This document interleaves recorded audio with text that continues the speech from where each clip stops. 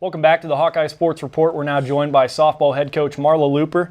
Coach, you're coming off a very good weekend. You went 4-0 in the Easton Invite out in California, but it didn't come with a little travel issues, and that's kind of been a theme of this year. Talk about that a little bit. You know, we have had some travel issues, but we talk to our team daily about controlling what we can, and that's one thing that's completely out of our control.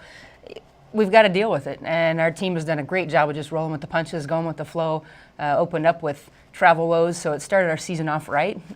Guess we can't complain too much. We had 2 seasons leading up to this with no travel issues, so our kids have dealt with it really well, focused on what they can, and just stayed ready.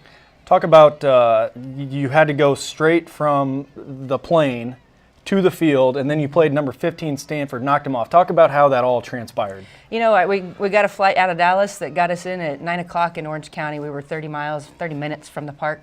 We hopped on the bus, drove right there, changed on the bus, walked out, got a little warm up, and you know, sometimes if you don't think too much about your opponent, you can go out and get the job done.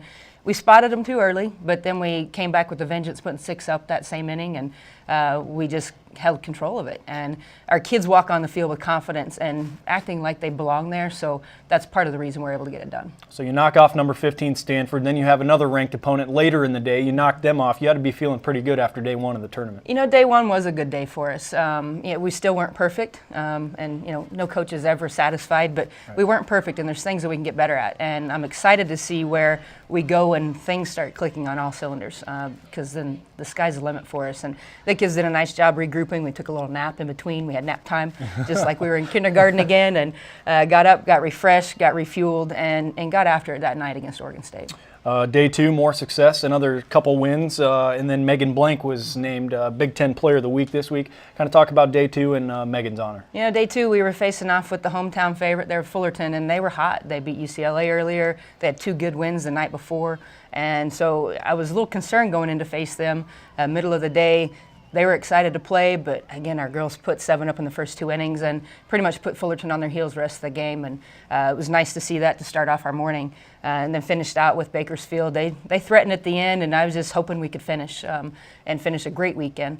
And Megan Blank, she deserved it. You know, I think there's been times through her first year and a half now that she's deserved that honor, but a lot of times the individual doesn't get the honor unless the team around them is doing what they need to. And our team did that this weekend, and Megan's been an integral part in our success as well as others. And I'm proud of her and just look for more in the future with her. And you have a big win streak going into this weekend. You head out east up to Maryland. Kind of talk about how you can really translate the success from California up east. You know, the hardest part when you have success is to replicate it. And again, we're not firing on all cylinders, so I'm hoping we can get a few things firing together. We go to Maryland, we could have different elements. We won't have the heat and the sun. We could have the cool and the rain and possibly snow. Right. That's, again, completely out of our control. So what we control is our attitude, our effort, and how we approach the game and how we take care of each moment. And I look forward to this weekend being a little bit different challenge and taking it head on just like we did last weekend and building off of that. Well, Coach, we wish you nothing but the best of luck out east. Thank you very much. And hopefully you get away from the snow. Yeah, thank you.